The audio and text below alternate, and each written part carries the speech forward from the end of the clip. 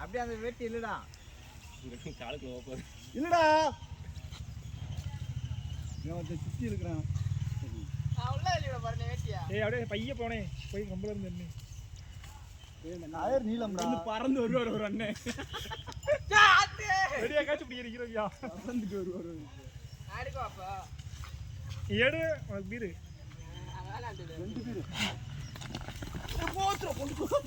ஏய் கல்லு இருக்கு கல்லுல மீறாங்க வந்து வைக்கதான் போறா உருந்து